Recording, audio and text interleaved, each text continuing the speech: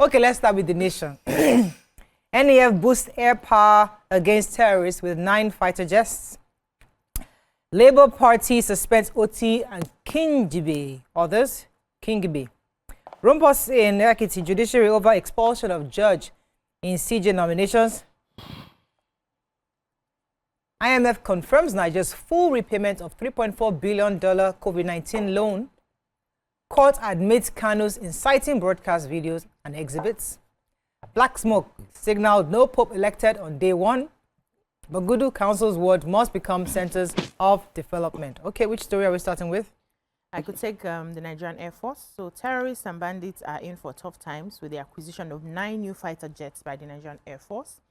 They said 49 more fighter aircraft are expected to join the fleet.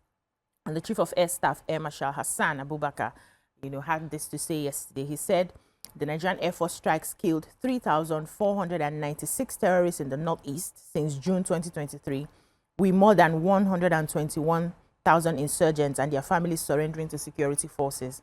Also yesterday, the Minister of Defense, Abubakar Badaru, and Minister of Information and National Orientation, Mohammed Idris, said the security forces have stepped up in their battle against insurgency. And he says over 124,408 insurgents surrendered in the past 2 years, while 13,543 terrorists and bandits including some of their prominent leaders and commanders, were killed by combined forces.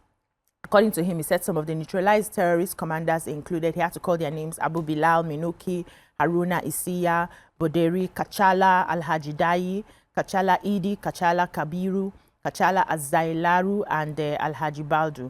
He also talked, Kachala as well, yeah. So he's also talked about, the fact that they have targeted investments by this present administration, which has significantly bolstered NAF's operational capacities. And these acquisitions, these new ones that they just acquired now, will further expand their service capacity to be able to carry out more missions in, the fight to end the insecurity across the country. Okay. So I have the story of the Labour Party. This is a party that is supposed to, take over the ruling APC. They said their leadership, they have leadership crisis and it has escalated. They said Julius Abure-led National Working Committee, that's NWC, suspended LP's only governor, that's Alex Oti, that's the Abia State governor, Federal Capital Territory, FCT Senator Ireti Kingibe, Senator Darlington Onkocha, and 3 House of Representative members. But they said Oti dismissed the suspension and described Abure as a clown and looking for a crown. But the National Caretaker Committee, headed by Senator Esther Nenadi, which rejected the suspension, unfolded plans to probe Abure and his factional committee. He said it's a new twist to the protracted crisis that had led the litigation that also took tolls in the platform. Although the Supreme Court ruled that the party should resolve the crisis because it's a party affair, but the 2 factions have failed to close ranks. And they said by this suspension, these former members of the party will no longer act for and on behalf of the party. So all concerned institutions, including the Nigerian Governors Forum, the National Assembly, INEC, and security agencies, amongst others, are to take notes. I'm just hoping that they resolve this thing because, of course, the election is very close. So I took the story of the Pope. The black smoke signaled that yesterday black smoke came out of the cistern, and that signals that they don't have a pope. When they will have a pope, it is white smoke. In the Western world, everything black is bad and everything white is good. But it's true. Okay, what did the report say? That's what we see. Not your interpretation. Give us the report. Anyway.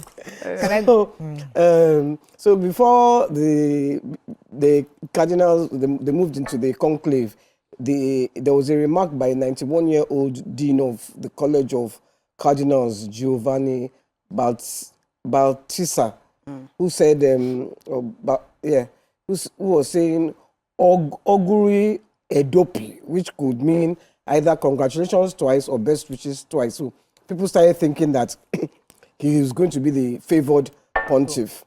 And they said when they elected Pope Francis, that was one of the fastest elections, and there was one in 1268 to 1271. That was the longest conclave ever. It went to 1268. yes, that's 3 years. It took them 3 years to elect a pope. Maybe it's going to take 3 years. So the Wait, 91. There's lots of politics, so. Even there. Yeah, a long time. Now, then be the beginning of the politics. Where would they The say? shortest one was 10 hours, which ended up with the election of Pope Julius II in 1503. So, They've been electing Pope for a long time. yeah. 1268. Goodness me. That's a So long time. they are all in there. So when you see the White white smoke. the pure. Means that we You have know that so we that don't have today it. is day 2 and they'll be elected Yeah. again. Let me take Nnamdi Kanu's trial. So the prosecution witness in the ongoing trial said that the leader admitted, that's the Nnamdi Kanu had admitted in a broadcast, making a broadcast in which he called for the killing of the president, Bola Ahmed Tinubu, and the Federal Capital Territory Minister, Nyesom Wike. And there were quite a few of videos where he was actually asking his followers through the Biafra radio, asking them to kill and to maim and burn certain facilities like the Murtala International Airport in Lagos. Said that they should also burn down the Nitel House in Marina. Airport leader also told his followers to kill police personnel and other security agents.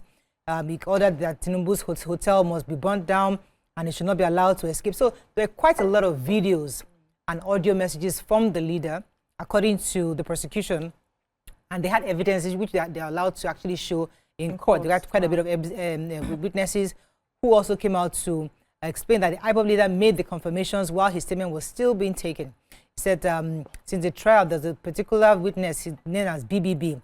He told the court that he took the statements from Kanu. He was permitted to play some of the recordings of the defendants' broadcast on the Radio Biafra, inciting his followers to engage in violence and killings. And there were quite a number of names that were mentioned, people who he told them to kill, like the PDP chieftain Ahmed Golak, and one of the house that belongs to Imo State Governor Popus Odimma. Wow. You know, so there were very specific things that he had, according to the And you know audio and video recording. the witnesses they are not using their names. This one was BBB. Yeah. They have to find a way to protect them. They are protecting them and they are talking behind the screen. Yeah. You know, they're giving their testimony behind the screen. Wow. It's better. I hope the defense defense Council will be come able up to- with their own something tangible. Okay, let's go on a very short break. When we come back, we continue with our review. Stay with us. We'll be right back.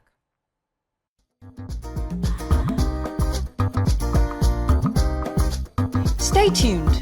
Your View will be right back.